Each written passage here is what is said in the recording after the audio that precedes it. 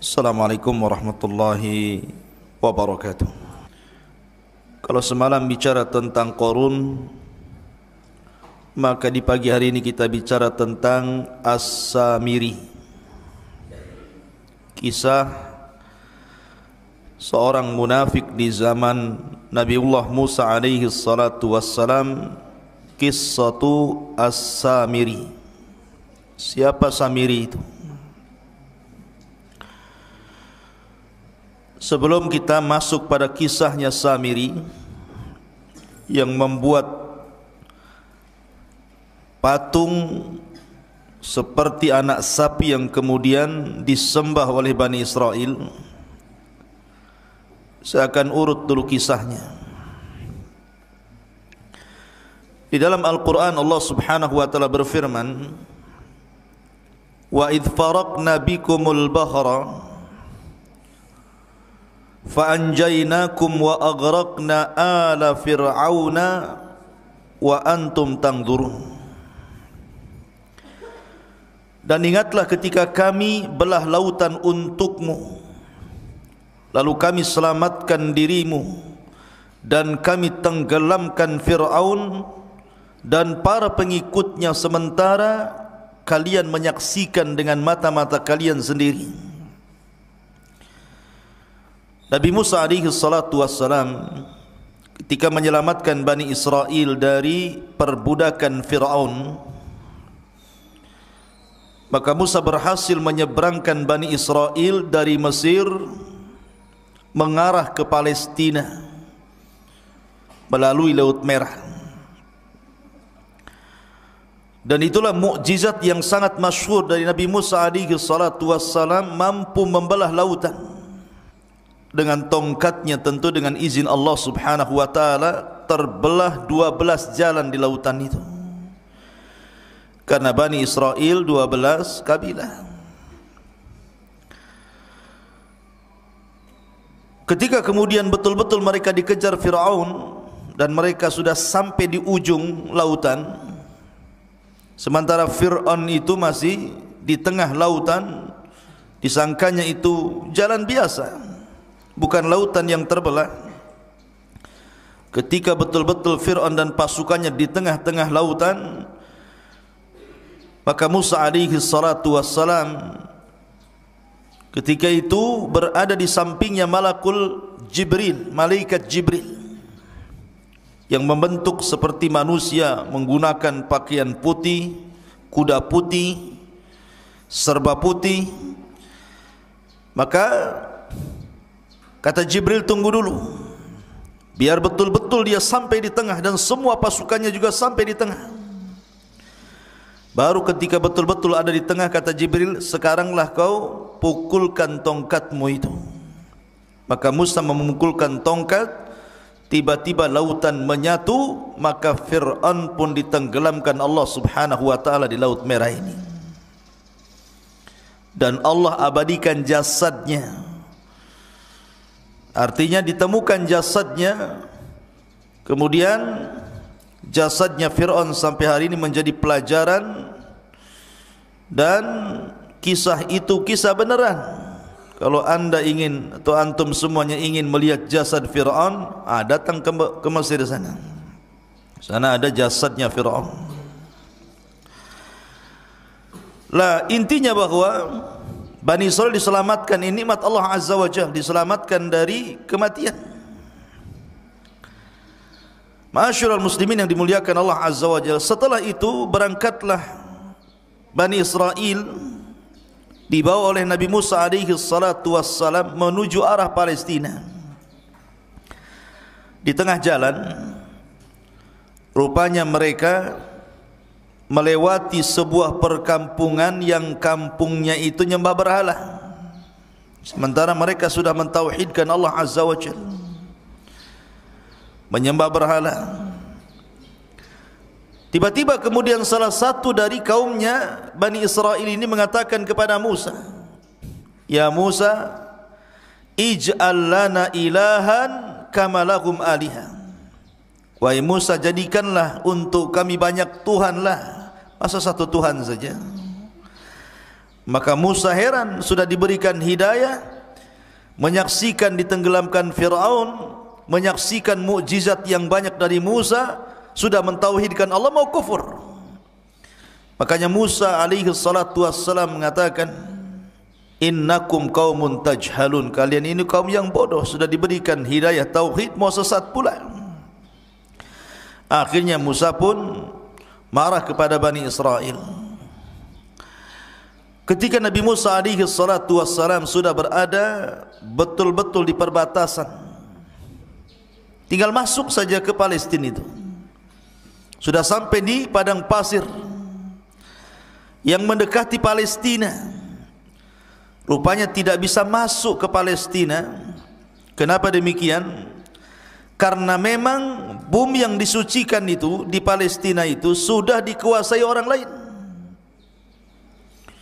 di mana tidak mungkin Musa alaihi salatu wassalam membawa Bani Israel ke dalam Ardul Muqaddasah, bumi yang disucikan Palestina itu, kecuali harus berperang melawan sebuah kaum yang disebut dengan Jababirin minal Amalikah.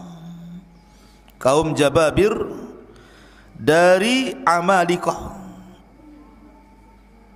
dari kaum Amalikah itu yang menempati Ardul Muqaddasah, negeri Palestina.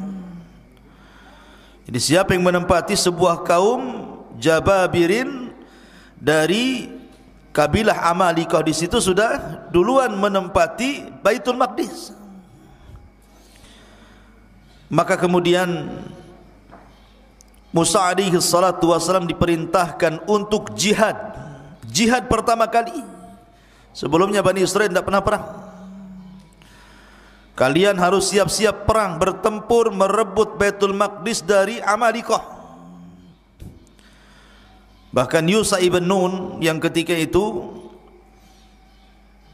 sangat dipercaya Nabi Musa alaihi salatu wasallam, yang menemani Musa saat pergi mencari Khidir adalah Yusha ibn Nun, pembantunya. Yusha ibn Nun mengatakan, ya qaumi idkhulu alaihim min babil Madinah kama amarakum yansurkumullahu fala ghaliba lakum. Wahai kaumku, masuklah kalian dari pintu depan, pintu kota, dan kalau seandainya kalian akan perang, maka Allah subhanahu wa ta'ala akan memberikan kemenangan dan tidak terjadi kekalahan kepada kalian. Tapi Bani Israel ini ketakutan, pengecut, tidak mau perang, takut mati. Akhirnya kemudian mereka mengatakan, lan nadkhulaha abada madamu fiha. Selama orang Amalikah itu masih ada di situ, kemudian kami harus perang melawan Amalikah, kami tidak akan masuk ke situ. Kemudian mereka pun lancang kepada Musa dan mengatakan, idhab anta wa rabbuka faqatila inna hahuna qaidin.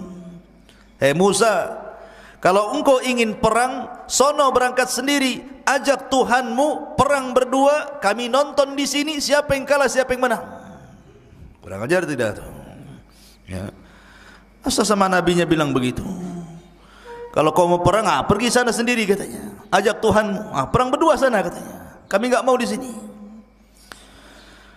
Karena mereka menolak, tidak mau perang, tidak mau berjihad, tidak mau mengambil Baitul Maqdis. Ini pula yang menyebabkan Allah subhanahu wa ta'ala mengazab Bani Israel. Dengan cara apa? Akhirnya mereka tidak bisa keluar dari negeri itu, tersesat di padang pasir, tersesat di sebuah negeri yang disebut Ardut Tih namanya, negeri Tih, sebuah padang pasir kering kelontang, tidak ada tanaman, tidak ada tumbuhan, tidak ada air, tidak ada apapun, padang pasir, panas luar biasa, diazab oleh Allah subhanahu wa ta'ala, tidak bisa keluar dari situ. Pergi kemana saja ujung-ujungnya ke situ juga. Kayak orang melinglung, kayak orang bingung. Lebih-lebih kemudian padang pasir itu saya katakan tadi, tidak ada tumbuhan, tidak ada tanaman, tidak ada pepohonan, tidak ada burung, tidak ada apapun. Betul-betul kering, kelontang, panas terik luar biasa. Mereka tidak bisa keluar dari situ. Tersiksa hidup mereka. Itulah disebut dengan tih. Berapa puluh tahun mereka diuji oleh Allah. Fa innaha muharramatun alaihim arba'ina sanatan yatihuna fil ardi fala ta'sa 'alal qaumil fasiqin. Dan negeri Tih itu digambarkan dalam surah Al-Maidah ayat 26. Yatihun, maksudnya di negeri Tih. Allah berfirman, maka negeri itu terlarang buat mereka selama 40 tahun. Mereka akan mengembara kebingungan di bumi itu. Maka janganlah engkau wahai Musa bersedih hati memikirkan nasib orang-orang fasik itu. Biarkan saja mereka kebingungan seperti itu. Diajak perang tak mau. Ya. Akhirnya Allah uji mereka dengan diletakkan di bumi Tih, bumi kebingungan. Ma'asyiral muslimin, ikhwan akhwat yang dimuliakan Allah Azza wa Jalla. Ketika mereka tidak bisa keluar dari situ, terpaksalah mereka tinggal di situ. Dengan panas terik yang luar biasa, dengan kelaparan karena susah cari makanan. Apa yang mau dicari makanan? Binatang buruan pun tidak ada, dedaunan yang akan dimakan pun tidak ada, apalagi buah-buahan. Namanya padang pasir kerang kelontang, apa yang mau dimakan? Masa makan pasir? Tak mungkin. Akhirnya kemudian ketika mereka lapar, mereka datang kepada Musa alaihi salatu wassalam. Ya Musa, kami lapar, kami pengen makan. Tolonglah berikan kepada kami makanan. Berdoalah kepada Rabbmu agar diturunkan makanan kepada kami. Subhanallah, Allah Karim. Nabi Musa alaihi salatu wassalam walaupun melihat Bani Israel sudah kurang ajar, su'ul adab namanya kepada nabinya, tetap saja Musa itu sabar. Laqad udhiya katsiran fasabara. Musa itu sudah banyak diuji oleh kaumnya tapi sabar. Akhirnya Allah janjikan kepada Bani Israel yang tersesat di Ardut Tih itu diberikan makanan. Kalau pagi diberikan makanan man, kalau sore hari diberikan makanan salwa. Manna was salwa. Apa itu manna? Dan apa itu salwa? Karena Allah Subhanahu wa taala berfirman tentang manna was salwa itu. Ada yang mengatakan bahwa manna itu sejenis madu. Sejenis madu yang bisa dimakan, rasanya kayak madu, bahkan lebih manis dibandingkan madu. Dan itu untuk makanan di pagi hari. Diberikan kepada mereka alman. Adapun makanan di sore hari mereka akan diberikan salwa. Salwa itu sejenis burung, daging burung, kemudian diletakkan di tempat yang tinggi, tinggal diambil saja. Subhanallah ikhwan. Makanan pagi dan makanan sore itu, ketika terbit dan ketika tenggelam matahari itu, Allah mudahkan semuanya. Mereka tidak perlu cari lagi, tidak perlu lelah letih. Pokoknya mereka pagi hari lapar, tinggal diambil saja. Sudah ditentukan tempatnya, nanti tahu-tahu sudah ada saja manna itu tiap pagi. Dan juga burung-burung yang siap santap, tahu-tahu sudah ada saja di sore hari. Subhanallah, ini keajaiban. Tinggal ambil saja. Mau makan pagi sarapan, tinggal cari ambil, sudah ada man di situ.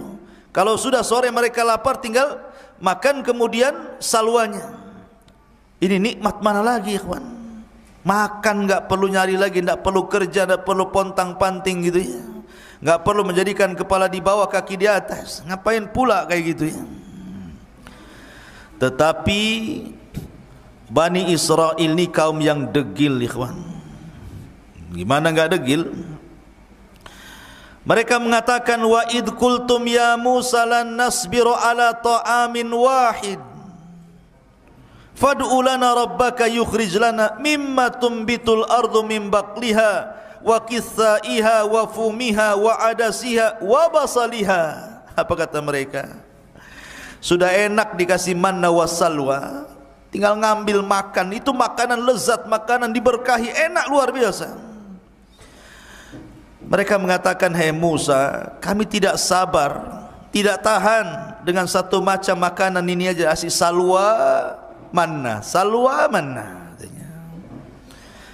Cobalah, kata Bani Israel, mohonkanlah untuk kami kepada Tuhanmu, hai Musa, agar dia mengeluarkan bagi kami dari bumi ini tumbuh-tumbuhan, yaitu sayur-sayuran, ketimun, bawang putih, kacang adas, bawang merah. Cobalah yang lain, yang seperti ini nih. Maunya itu bawang-bawang, sayur-sayur, sayur bayam, sayur kangkung, bayam duri kan itu. Maunya itu yang gitulah. Manna wassalma kami bosan katanya. Lihat bagaimana orang-orang Bani Israel ini aneh. Allah sudah berikan makanan terbaik, mau pula makanan-makanan yang rendah-rendahan. Makanya Musa mengatakan kepada Bani Israel, qala atastabdiluna alladhi huwa adna billadhi huwa khair ihbitu misra. Kata Musa alaihi salatu wassalam, kenapa kalian mengganti makanan baik dengan makanan yang rendah? Itu rendah itu. Bawang merah, bawang putih, sayur-sayur itu makanan rendah. Kau bisa datang kemana saja ada itu. Kenapa harus minta kepadaku? Tapi mana salwa ini tidak bisa dicari, karena itu makanan dari Allah Subhanahu wa taala langsung.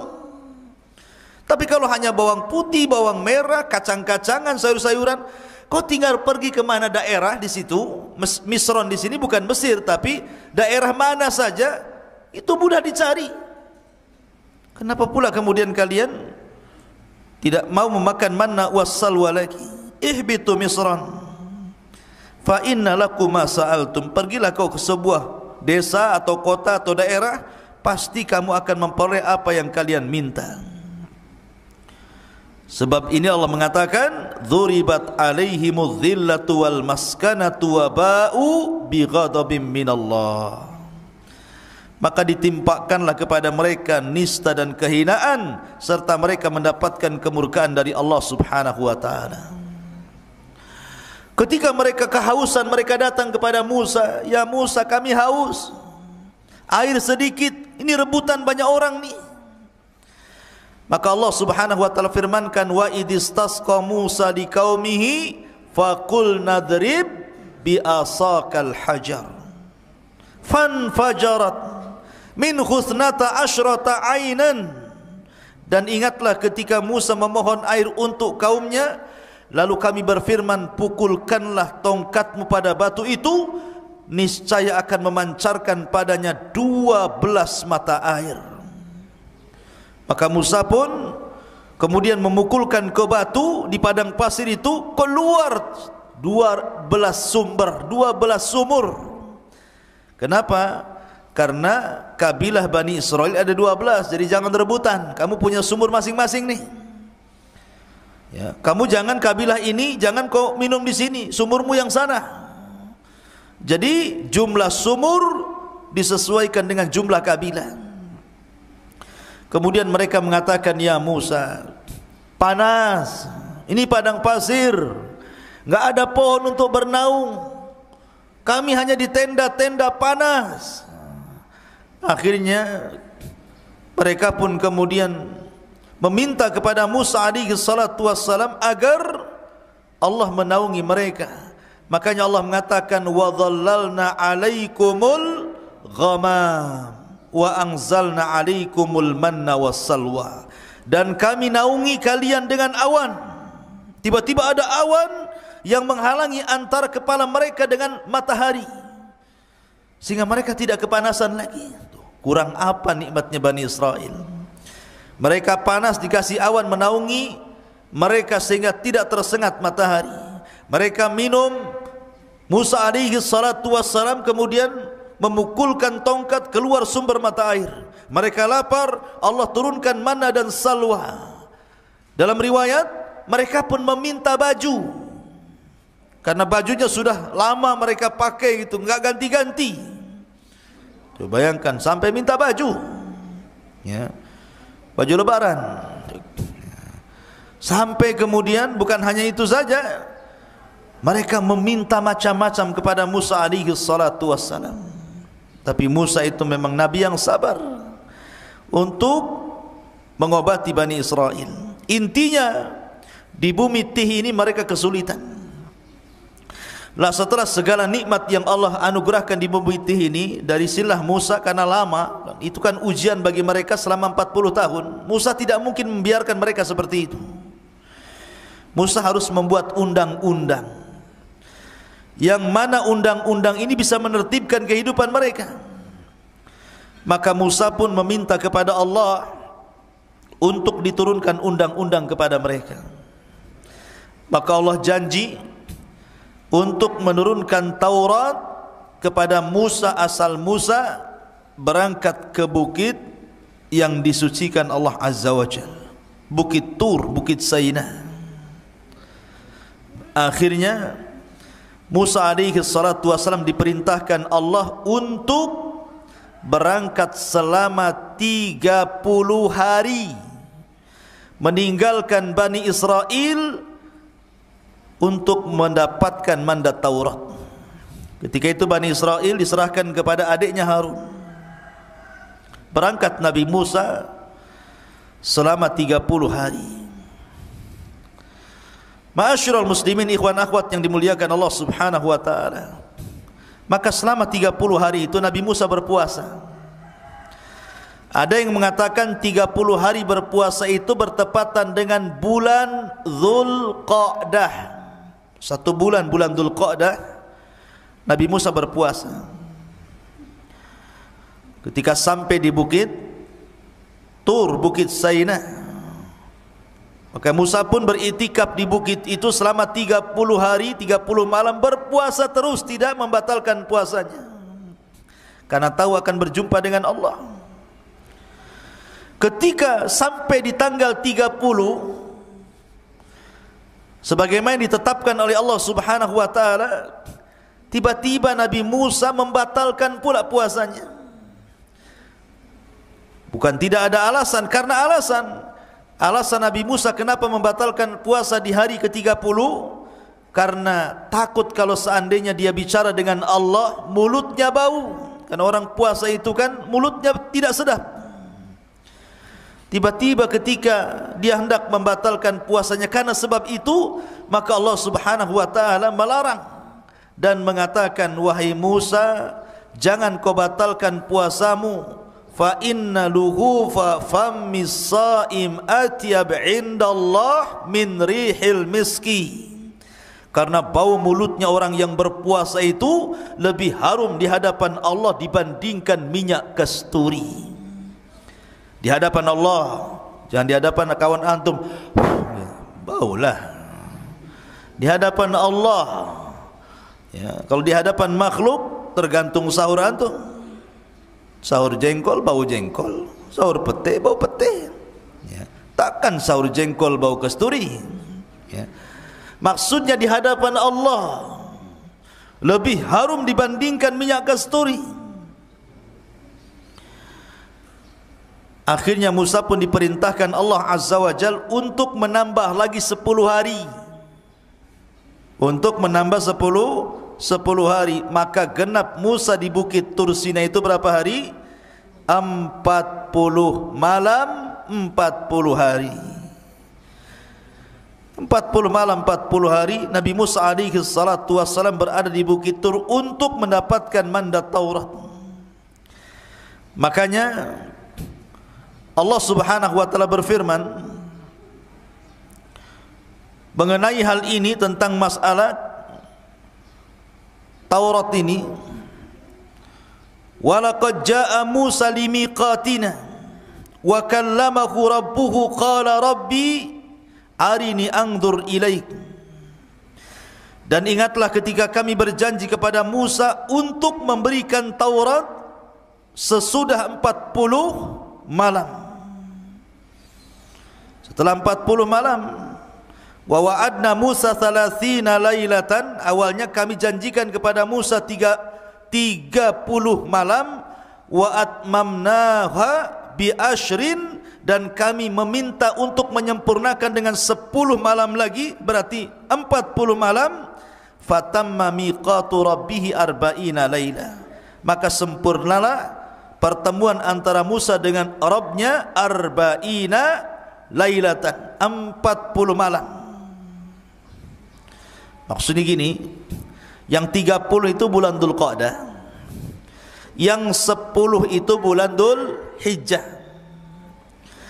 Berarti di malam ke-40 bertepatan dengan Idul Adha. Karena yang 30 hari bulan Dzulqa'dah, yang 10 hari 10 awal bulan Dzulhijjah. Berarti hari ke-40-nya ketika Taurat turun itu di Idul Adha. Idul Adha, tanggal 10 Dzulhijjah, dan di sini pula Allah menyempurnakan Islam dengan menurunkan surat Al-Maidah, Al-yawma akmaltu lakum dinakum wa atmamtu alaikum ni'mati wa raditu lakumul Islam madina. Pada hari ini ku sempurnakan agamaku Islam, ku sempurnakan nikmatku Islam, dan ku redai Islam sebagai agama kalian. Maka setelah mendapatkan Taurat, tiba-tiba Musa alaihi salatu wasalam berkeinginan untuk ingin menatap Rabbnya, ingin melihat Rabbnya kayak apa yang selama ini selalu bicara di balik tabir, dan tabirnya Allah adalah cahaya. Pengen tahu kayak apa bentuknya, kayak apa wajahnya. Akhirnya Musa mengatakan, Rabbi arini anzur ilaik, ya Rabb, bisakah kau tampakkan dirimu kepadaku biar aku bisa melihatnya? Maka Allah Subhanahu wa taala mengatakan, lan tarani walakin dur ilal jabal fa in istaqarra makanah fasawfa tarani. Falamma tajalla rabbuhu lil jabali ja'alahu dakka wa kana Musa sa'iqa wa kharra Musa sa'iqa falamma afaqa qala subhanak tubtu ilaika wa ana awwalul mu'minin. Kata Allah Subhanahu wa taala, ya Musa, engkau enggak bisa, enggak mampu melihatku. Bukan aku tidak bisa dilihat, matamu yang enggak sanggup melihatku, kata Allah. Akan tetapi kalau kau enggak yakin, lihatlah bukit yang penuh dengan batu itu, Bukit Turusina ini. Kalau aku menampakkan diriku kepada bukit itu dan bukit tidak bergerak dari tempatnya, kau akan melihatku. Tapi kalau sebaliknya, bukit itu hancur karena melihatku, maka selamanya kau tidak bisa melihatku. Falamma tajalla rabbuhu, ketika Rabbnya menampakkan diri lil jabali, kepada gunung, apa yang terjadi? Ja'alahu dzakka, tiba-tiba gunung gempa, hancur, lebur, berantakan. Wa kharra Musa sa'iqa, Musa terpental kemudian pingsan. Tiba-tiba Musa mengatakan, tubtu ilaika, aku tobat kepadamu ya Rabb. Falamma afaq, ketika dia sadar dari pingsannya, tubtu ilaik, aku tobat kepadamu ya Rabb. Wa ana awwalul mu'minin, aku beriman, tidak perlu kau tampakkan zatmu kepadaku, katanya. Lihat, dari sini menunjukkan bahwa Tuhan kita Allah tidak akan pernah terlihat di dunia. Kalau ada orang mimpi ketemu Allah, dustakan kemimpiannya. Oh, semalam saya bermimpi. Ya, ada apa? Ketemu Allah, dusta kau. Itu aja. Karena dulu ada di Batam ini, orang ngaku-ngaku bisa melihat Allah di air yang dalam baskom. Jadi ada ajaran sesat di Batam dulu. Kalau anda ingin melihat Allah, bayar 500.000. Masuk ke kamar, di situ ada baskom diisi air, entah komat kamit waswesnya apa gitu kan. Kemudian suruh dilihat, kau lihat situ. Nanti kau akan melihat Allah di situ, katanya. Ya, sampai anjing mencret pun nengok gitu, mana bisa? Nggak mungkin dilihat Allah itu. Ya. Nengok aja air, nggak mungkin ada Allah. Allah tidak bisa dilihat. Jangan lagi kita. Nabi Musa alaihi salatu wassalam saja minta ditampakkan, Allah tidak sanggup. Gunung saja bisa hancur. Kalau seandainya Allah tampak dalam genangan itu, bisa hancur wajah kalian kan gitu. Terbakar. Kalau sampai tabir Allah dibuka dari zatnya, terbakar syubuhatul ardh, satu bumi bisa terbakar, ikhwan. Mana pula kemudian sok-sokan bisa melihat Allah? Penipu. Ya. Ma'asyiral muslimin yang dimuliakan Allah Azza wa Jalla. Lah akhirnya kemudian Musa pun sebelum pulang diberitahu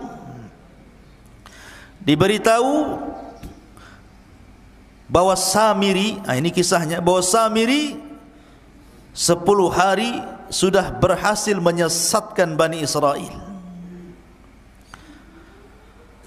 Allah Subhanahu wa taala mengatakan tentang kisah Samiri ini, wa ma'ajalaka an qaumika ya Musa, dan mengapa engkau datang lebih cepat dari kaummu hai Musa? Qala hum ulai ala athari wa ajiltu ilaika rabbi litarda. Dia Musa berkata, itu mereka sedang menyusulku, aku akan segera datang kepadamu Tuhanku, karena engkau ingin dan karena aku ingin mendapatkan ridhamu. Kemudian qala fa inna qad fatanna qaumaka min ba'dika wa adhallahumus Samiri. Dan Allah berfirman, sungguh kami telah menguji kaummu wahai Musa setelah engkau tinggalkan selama 40 malam, dan mereka telah tersesatkan oleh Samiri. Jadi begini, ketika Musa berangkat meninggalkan Bani Israel berapa hari tadi? 30 hari. Kemudian disempurnakan 10 hari menjadi 40 hari. Jadi dari 30 hari itu Samiri belum buat ulah tuh. Samiri buat ulah itu 10 hari ketika Nabi Musa menambah hari puasanya. Mereka sesat selama 10 hari. Bayangkan, hidayah itu milik Allah, ikhwan. Mereka mengikuti Musa bertahun-tahun, disesatkan dengan Samiri cuma 10 hari saja. Bagaimana cara menyesatkannya? Samiri ini terjadi khilaf para ulama siapa Samiri. Ada yang mengatakan Samiri ini salah satu dari Bani Israel. Ada yang mengatakan Samiri itu artinya dia bukan dari Bani Israel, dia kaum Kibti, kaumnya Fir'aun, tapi mengikuti ajaran Musa. Pura-pura munafik, mengikuti ajaran Musa, kemudian ikut di belakang Nabi Musa. Lah ketika Musa menyeberangi lautan, ini Bani Israel ini, mereka berat membawa emas-emas orang-orangnya Fir'aun. Jadi ada sebagian emas-emas itu diambil dari tetangga-tetangga mereka waktu di Mesir. Ada yang pinjam uang mereka kan berupa dinar, emas gitu ya. Ada yang kemudian pinjam, ada yang kemudian bekerja dapat gaji duluan, kerjanya belum selesai. Pokoknya banyak, intinya bahwa itu emas-emas itu tidak boleh dibawa karena bukan hak mereka. Maka mereka bertanya kepada Nabi Musa, bagaimana dengan emas-emas kami wahai Musa? Apakah ini halal untuk kami? Kata Musa, tidak halal. Emas-emas itu harus kalian buang di lautan ini. Jadi ketika mereka berjalan di lautan itu yang sudah jadi jalan, dibuanglah emas-emas itu sampai ke pinggir sana. Lah Samiri melihat ada buang emas banyak-banyak. Oh, ini emas banyak, kenapa pula dibuang-buang katanya. Diambilnya, dikutipnya satu-satu, akhirnya dapatlah satu karung emas-emas yang dilempar-lempar itu. Kemudian setelah itu Samiri melihat ada orang berbaju putih, berkuda putih di samping Musa, dan seolah-olah dia pula yang memberikan instruksi. Kata orang putih begini, maka Musa akan begini. Kata orang putih begitu, maka Musa akan begitu. Samiri kaget, kenapa Musa diperintahkan orang itu? Dari sini Samiri curiga, karena memang itu jelmaan malaikat, utusan Allah Azza wa Jalla. Diperhatikan terus orang ini. Kemudian diperhatikan kudanya, dan apabila kuda itu melangkah, bekas langkahnya itu, bekas pijakannya itu, tanahnya diambil sama dia. Diambil kemudian ditaruh di kresek, dibawa. Jadi ketika Nabi Musa alaihi salatu wassalam berangkat meninggalkan Bani Israel, kemudian digantikan oleh Nabi Allah Harun alaihi salatu wassalam, maka mulailah berulah Samiri selama 10 hari ini. Emas yang tadi dikutip itu oleh Samiri kemudian dibakar, kemudian dicetak, kemudian jadilah anak sapi, patung anak sapi yang membentuk Samiri. Kenapa anak sapi? Karena orang-orang Mesir itu menjadikan sapi itu Tuhan. Makanya orang-orang India sampai hari ini ada orang yang nyembah sapi itu. Jadi daerah-daerah tertentu di India itu, kalau ada sapi kemudian masuk ke pasar, makan kangkung, makan bayam, jangan diusir, itu Tuhan lagi makan. Ya, macam-macam. Di India itu banyak. Ya, sesembahan salah satunya sapi disembah. Ada juga yang nyembah ular sendok di sana itu. Ya.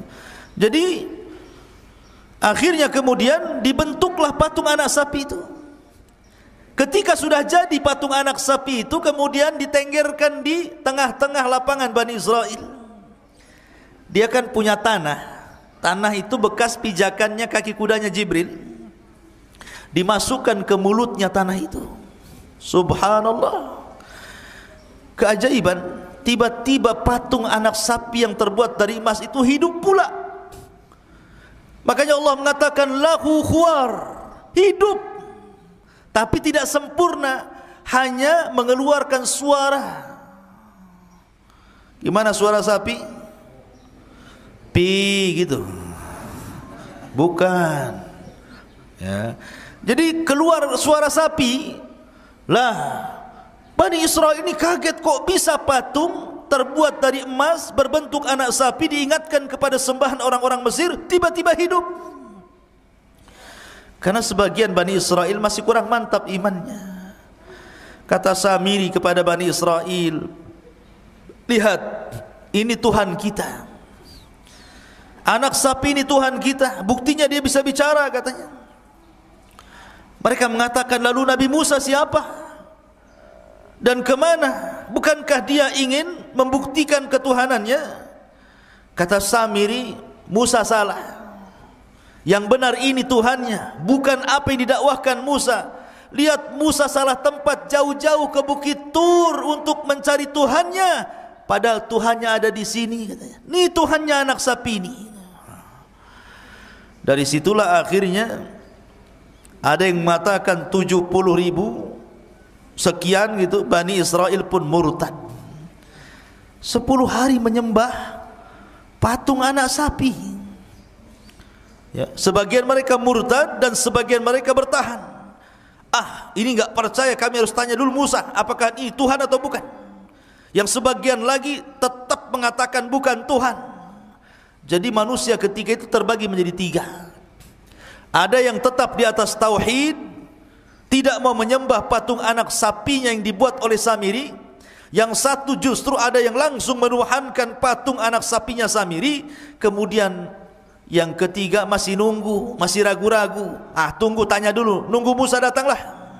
Kalau memang kata Musa ini Tuhan kami sembah, kalau enggak.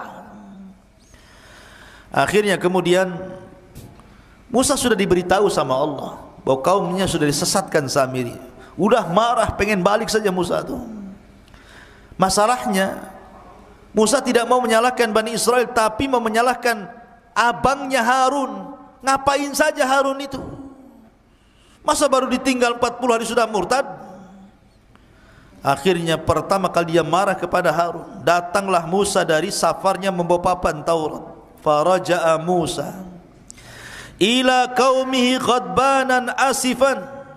Qala ya qaumi alam ya'idukum rabbukum wa'dan hasanan. Afa atala alaikul ahdu. Am aradtum an yahilla alaikum ghadab min rabbikum. Fakhlaftum mau'idi. Musa pun mengatakan, kemudian Musa kembali kepada kaumnya dengan marah, bersedih hati. Musa berkata, wahai kaumku, bukankah Tuhanmu telah menjanjikan kepadamu sebuah janji yang baik? apakah terlalu lama masa perjanjian itu bagi kalian, atau kalian hendak agar kemurkaan Tuhan menimpa kalian?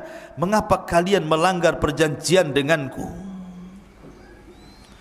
Kemudian mereka mengatakan, qalu ma akhlafna mau'idaka bimalkina walakin hammalna auzaran min zinatil qaumi faqadhafnaha fakadzalika alqas Samiri. Mereka mengatakan, kami tidak melanggar perjanjian wahai Musa dengan kemauan kami sendiri, tetapi kami harus membawa beban berat dari perhiasan kaum Firaun, kemudian kami lemparkan ke dalam api itu, dan demikian pula Samiri melemparkannya. Maka datanglah Musa kepada siapa? Kepada Harun. Ketika sampai saja depan Harun, langsung dijambak janggutnya, ditari kepalanya. Gini dah, gitu, betul kan? Jadi dijambak rambutnya, ditari janggutnya, begitu. Musa itu Harun abangnya, kakaknya, saking marahnya, pegang kepala, pegang jenggot, ditarik ke depan. Apa katanya Musa alaihi salatu wassalam kepada Harun? Mereka mengatakan, kenapa kau sesatkan Bani Israel, kata Musa. Maka Harun ini kan orangnya lembut, beda dengan Musa. Makanya Bani Israel tidak takut dengan Harun, hanya takut dengan Musa. Makanya Harun mengatakan, ya ibna la ta'khud bi lihyati wala bi ra'si inni khashitu an taqula farraqtu baina bani Israila wa lam tarkub qawli. Harun mengatakan, wahai putra ibuku, maksudnya Musa, janganlah engkau pegang janggutku, jangan pula kau pegang kepalaku, lepaskan. Aku sungguh khawatir engkau akan berkata kepadaku, engkau telah memecah belah Bani Israel dan engkau tidak memelihara amanahku. Artinya aku sudah berusaha menarik mereka ke dalam tauhid, tapi mereka ngeyel, degil. Macam mana harus aku lakukan? Mereka hanya takut kepadamu dan tidak takut kepadaku. Akhirnya ketika datang Samiri, Samiri pula menyesatkannya. Maka akhirnya dilepaslah Harun, kemudian mencari Samiri. Datangkan Samiri kepadaku. Maka datanglah Samiri, dihadapkan kepada Musa. Marah Musa. Kata Musa, qala fama khatbuka ya Samiri. Hei Samiri, apa yang mendorongmu melakukan seperti itu? Kenapa kau sesatkan Bani Israel? Kata Samiri, qala basartu bima lam yabsuru bi faqabadtu qabdatan min atharir rasul fanabadtuha wa kadzalika sawwalat nafsi. Dengan entengnya Samiri mengatakan, aku mengetahui sesuatu yang tidak mereka ketahui, hai Musa, dan aku ambil segenggam tanah dari jejak Rasul, maksudnya Jibril, kakinya kudanya Jibril, lalu aku melemparkannya ke dalam api yang di situ sedang dicetak anak sapi Samiri. Demikianlah nafsuku yang memerintahkanku. Jadi ketika Musa, siapa atas perintah siapa kau lakukan itu, kata Musa, maka Samiri dengan tenang mengatakan, nafsuku yang memerintahkan. Subhanallah, dengan entengnya. Akhirnya kemudian Musa pun marah. Maka sebagai hukumannya, Nabi Musa alaihi salatu wasallam berdoa kepada Allah agar Samiri tidak boleh mendatangi manusia, dan manusia tidak mungkin mendatangi Samiri. Dia akan hidup sendiri selamanya. Ya, itu sebagai hukumannya, akan hidup sendiri. Manusia tidak bisa bicara, dia pun tidak bisa bicara dengan manusia. Tetapi memang Al-Quran dan Sunnah tidak menjelaskan kematiannya, karena Samiri habis itu diusir oleh Musa dan tidak diperkenankan untuk hidup di lingkungan Bani Israel. Sehingga ada yang menyangka bahwa Samiri adalah Dajjal di akhir zaman. Tapi kita katakan Dajjal bukan Samiri, dan Samiri bukan Dajjal. Dajjal lain orangnya, Samiri pun lain orangnya. Ya. Intinya bahwa Nabi Musa alaihissalam kemudian mengadab Samiri dengan cara berdoa kepada Allah agar dia tidak bisa ditemui manusia dan dia tidak bisa menemui manusia, sendiri hidupnya. Kemudian melihat Nabi Musa marah, maka mereka disuruh bertobat. Bani Israel yang menyembah patung anak sapi itu suruh tobat. Tiba-tiba kemudian diilhamkan kepada mereka untuk mengucapkan la illam yarhamna rabbuna wa yaghfir lana lanakunanna minal khasirin. Kalau Rabb kami tidak merahmati kami dan tidak mengampuni dosa-dosa kami, kami termasuk orang rugi. Terus itu yang dibicarakan oleh orang-orang yang menyembah patung itu. Masalahnya Musa mengatakan, aku datang sudah bawa papan Taurat ini, dan isi papan ini kalau sampai ada orang musyrik seperti kalian, hukumannya adalah saling bunuh-bunuhan. Kalian harus pulang, ambil bawa pisau dapur, tusuk-tusuk kalian, saling tusuk di antara kalian, saling bunuh di antara kalian. Itu tobatnya. Karena Allah mengatakan, wa idh qala Musa liqaumihi, wa idh qala Musa liqaumihi, dan ketika Musa berkata kepada kaumnya, ya qaumi innakum zalamtum anfusakum bittikhadikumul ijla fatubu ila bari'ikum faqtulu anfusakum dzalikum khairul lakum inda bari'ikum fataba alaikum ila akhiril ayat. Wahai kaumku, karena kalian sudah menzalimi diri kalian menyembah patung anak sapi, tobat kalian. Tapi tobatnya faqtulu anfusakum, bunuh diri-diri di kalian. Mak, tobatnya ngeri. Kalau antum di dalam Islam, kalau orang datang ke dukun kemudian menyesal, tinggal balik syahadat, balik ke Islam. Ini tidak. Kalau orang sudah melakukan kesyirikan, maka cara tobatnya harus saling membunuh. Anda bawa pisau dapur, saya bawa gergaji, bawa peranglah sampai mati, sampai dua-duanya mati. Dan itu lebih baik. Sebab kalau mereka menolak untuk saling membunuh, mereka pun akan mati juga. Karena ketika mereka menolak untuk saling membunuh, maka mereka teringat dengan Nabi Musa. Musa pernah mengangkat bukit Tur, kemudian diletakkan di atas kepalanya. Tobat atau dilempar bukit ini katanya. Kalau tidak tobat mati juga kena gunung, kalau tobat mati juga, sama-sama mati. Masalahnya kalau tobat mati, mati syahid. Tapi kalau mati kena lempar gunung, mati sangit namanya, enggak syahid kan gitu, karena kena azab ya. Akhirnya mereka perang saling bunuh-bunuhan, dan itu lebih baik bagi mereka. Matilah hampir 7.000 Bani Israel gara-gara menyembah patung anak Samiri ini. Lihat jahatnya Samiri, munafik, menyesatkan. Akhirnya kemudian Nabi Musa pun setelah kasus Samiri ini tetap masih tidak bisa keluar dari Ardut Tih itu, maka Allah Subhanahu wa taala takdirkan Musa pun meninggal. Tapi sebelumnya Harun meninggal, baru kemudian Musa. Bagaimana Harun meninggal? Dikatakan oleh ahli tafsir, jadi suatu ketika Nabi Musa dan Harun ini naik ke atas bukit, meninggalkan Bani Israel karena lelah gitu kan, ingin santai berdua saja, naik ke atas bukit. Tiba-tiba di atas bukit itu melihat ada pohon di situ. Kemudian tiba-tiba Harun alaihi salatu wassalam mengatakan, ya Musa inni uhibbu an anama ala hadas sarir. Dan di bawah pohon itu kayak ada tikar, sudah ada tikar, ada pohon, ada tikar. Kata Harun, ya Musa, kayaknya saya ingin tidur di sini katanya. Kata Nabi Musa, nam alaih, silahkan tidur.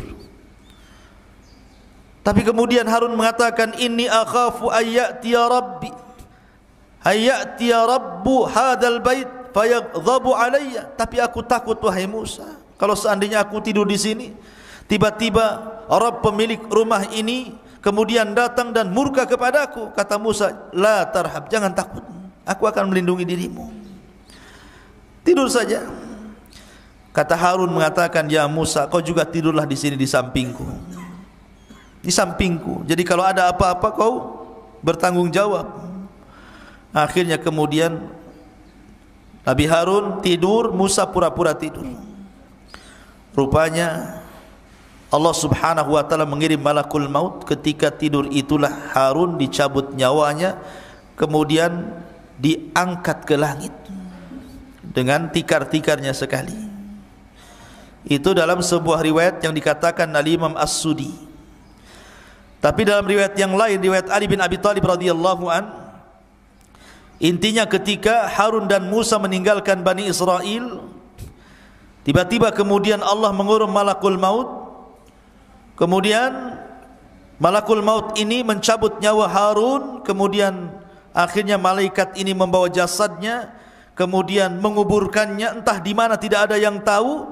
Musa pun sedih, kemudian kembali menemui Bani Israel. Harusnya saat kesedihan ini dihibur, malah dituduh pula dia yang membunuh Nabi Harun. Ya, bayangkan. Bani Israel marah kepada Musa, kau bunuh Harun dia, katanya. Karena Harun itu nabi yang dicintai Bani Israel, orangnya lembut, maka dicintai, disukai Bani Israel. Kalau Musa itu orangnya keras, ditakuti Bani Israel. Jadi ketika berdua jalan ke bukit, kau pulang sendirian, tiba-tiba Harun tidak ada. Akhirnya mereka marah kepada Musa, aqaltalta Haruna ya Musa, kenapa kau bunuh Harun wahai Musa? Kata Musa, saya tidak bunuh Harun, dia meninggal. Akhirnya Musa pun berdoa kepada Allah agar dibuktikan jasadnya bahwa dia tidak membunuhnya. Akhirnya kemudian jasadnya diperlihatkan kepada Bani Israel. Baru Bani Israel yakin bahwa Musa tidak membunuh Harun. Memang sudah ajalnya. Dan setelah kemudian Harun meninggal dunia, giliran Musa. Tapi kisah meninggalnya Nabi Musa ini unik masalahnya.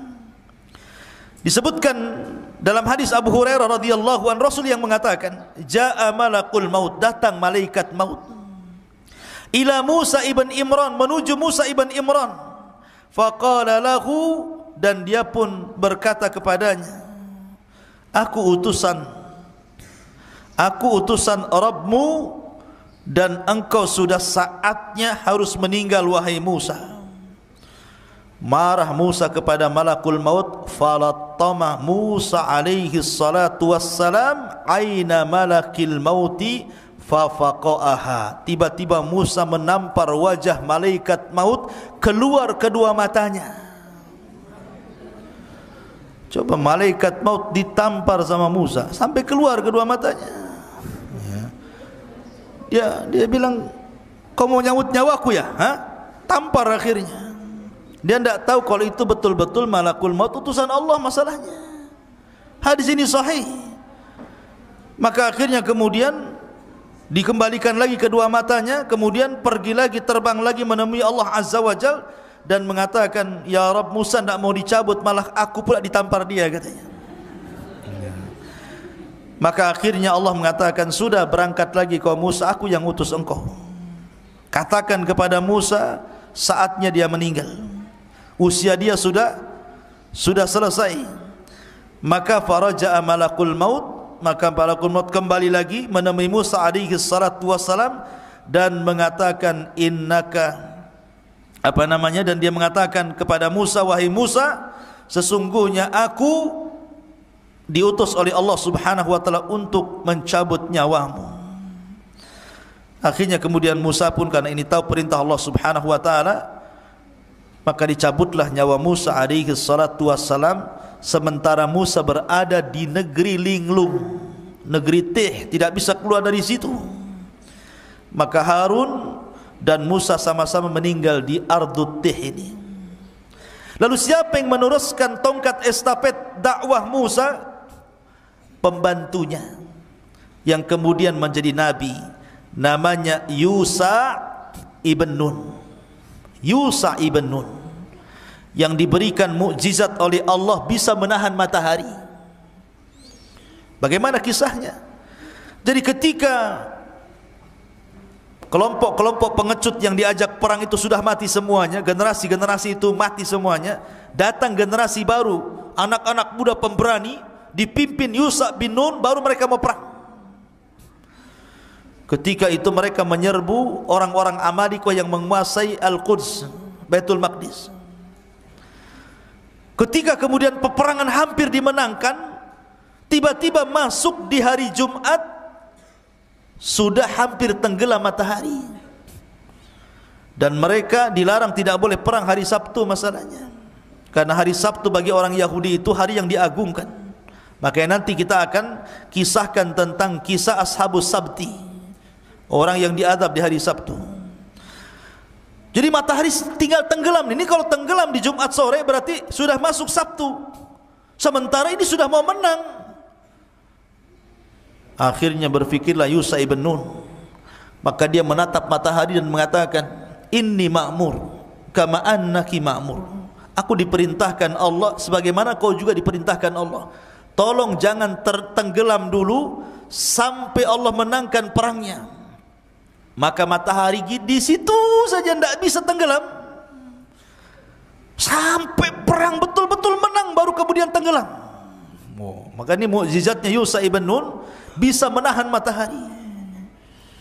Kalau antum jangan pergi matahari, ya tetap saja matahari pergi. Atau antum yang pergi ke matahari, kemana? Ke Nagoya sana, ada matahari ya. Tapi bukan matahari di atas ya. Jadi Yusha ibn Nun yang kemudian berhasil menguasai Baitul Maqdis dan Bani Israel bisa masuk ya. Disitulah kisah bagaimana Samiri menyesatkan Bani Israel sampai kepada kisah Yusha ibn Nun.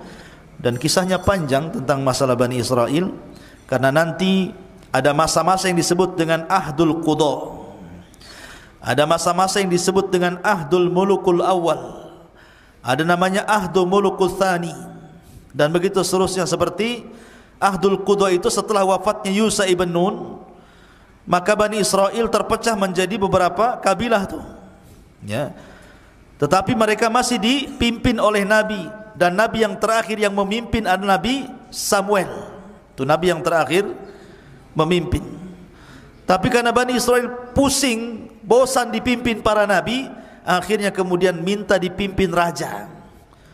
Maka raja yang pertama yang dipilihkan Samuel atas izin Allah adalah rajanya Talut, yang kemudian melawan Jalut. Di antara tentara Talut ada Nabi Dawud, masih kecil.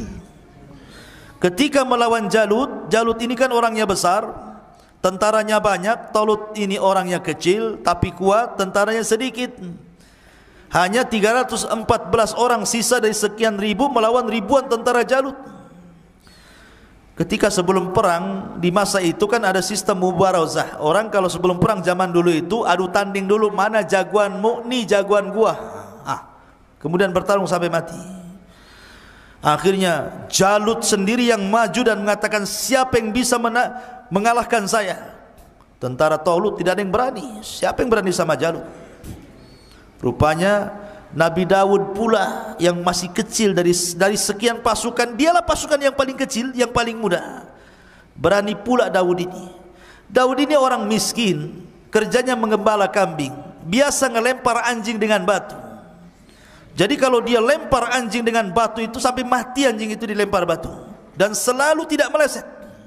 Ya. Nah, kalau ada anjing lempar antum sini. Jadi ketika kemudian dia maju melawan Jalut, ini batu sudah ada beberapa di tangannya nih. Ketika betul-betul berhadapan, tidak bergulat Daud, dilempar aja batu kepalanya, pecah kepalanya, mati itu Jalut tuh. Ketika mati Jalut, dilempar batu kerikil sama Nabi Daud, maka pasukan Talut merasa bangga akhirnya karena pimpinannya sudah mati. Tunggang langgang, menanglah pasukan Talut. Dinikahkanlah Daud dengan putrinya. Ketika Talut meninggal, maka dialah yang jadi raja. Kemudian Daud meninggal dunia, kemudian diwariskan kepada Sulaiman. Dia pula yang jadi raja. Lah, inilah raja dan raja plus nabi. Itu cuma dua di Bani Israel, Nabi Daud dan juga Sulaiman. Dia raja plus nabi. Sulaiman juga raja plus nabi. Tapi setelah Sulaiman sudah kacau, sudah lain lagi. Banyak perselisihan Bani Israel yang akhirnya kemudian dihinakan Allah sampai dijajah oleh bangsa-bangsa. Terakhir mereka kemudian dibantai oleh tentara Bukhtun Nasr sampai diperbudak kembali sama seperti di zaman Fir'aun. Itu banyak kisahnya tentang masalah ini, nanti akan sampai juga, sabar aja. Taib, ini diantara kisah tentang Samiri. Subhanakallah bihamdika, asyhadu an la ilaha illa anta astaghfiruka wa atubu ilaik. Allah ta'ala, assalamualaikum warahmatullahi wabarakatuh.